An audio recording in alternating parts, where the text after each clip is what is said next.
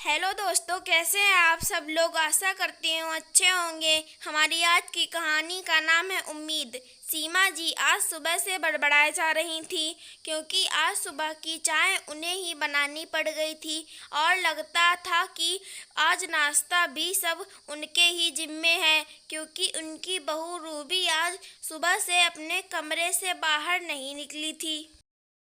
सीमा जी के बेटे की शादी रूबी से 1 साल पहले हुई थी और शादी की कुछ रस्मों के बाद पूरे घर की जिम्मेदारी सीमा जी ने अपनी बहू पर डाल दी और खुद सत्संग में जाने लगी।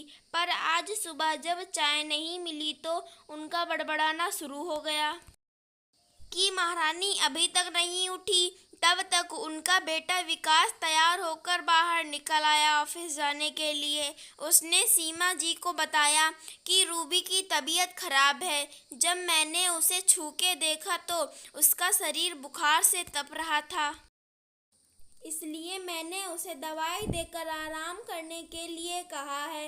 विकास ने अपनी माँ से कहा कि वो रूबी को नाश्ता करवा दें और ये कहकर वो ऑफिस के लिए निकल गया। थोड़ी देर बाद सीमा जी के पति भी सुबह की सैर से वापस आ गए और चाय मांगने लगे। ये सुनकर सीमा जी गुस्से से और आग बबूला हो गईं और अपने पति से बोली कि अब यही दिन रह गए हैं देखने को कि बहू आराम करे और बुढ़ी सास घर का काम करे। ये सुनकर उनके पति ने समझाया भी कि तबीयत तो किसी की भी खराब हो सकती है, लेकिन सीमा जी मुंह फुलाए सारे काम निपटाती रहीं। थोड़ी देर बाद दवाई से रूबी का बुखार उतर गया और वो अपने कमरे से बाहर निकलकर हॉल में आकर बैठ गई। उसने सीमा जी की तरफ देखा तो सीमा जी का चेहरा गुस्से से लाल हो रहा था। सीमा जी के पति ने सीमा जी से कहा कि वो रूबी को भी नाश्ता करवा दें। ये सुनते ही सीमा जी लावे की तरह फट पड़ी कि शर्म नहीं आती आपको।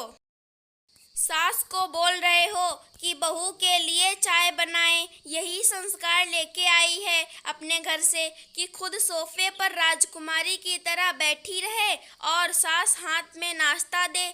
ये सुनकर रूबी को बहुत गुस्सा आया और उसने कहा कि मम्मी जी मेरी एक दिन तबीयत क्या खराब हुई, आप तो मेरे संस्कार बताने लगी।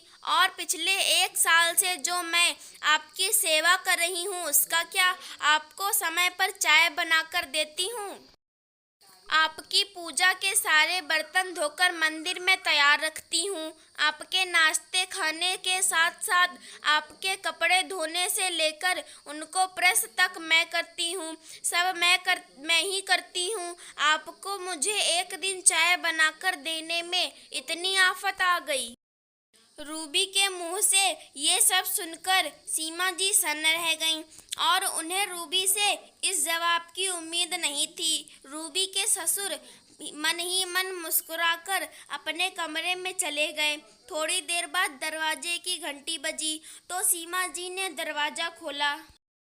देखा तो दरवाजे पर डिलीवरी बॉय रूबी के नाम का खाने का पार्सल लेकर खड़ा था। रूबी ने खाना लेकर पैसे दिए और दरवाज़ा बंद करके सीमा जी से कहा, आपको अब मेरे लिए परेशान होने की ज़रूरत नहीं।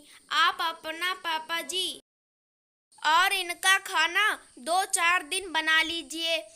मेरी तबीयत ठीक होगी तो मैं बना दूंगी। और अब भगवान न करे अगर आपकी तबीयत कभी खराब हुई तो मुझसे कोई उम्मीद मत रखिएगा। आशा करती हूँ हमारी कहानी पसंद आई होगी। धन्यवाद दोस्तों।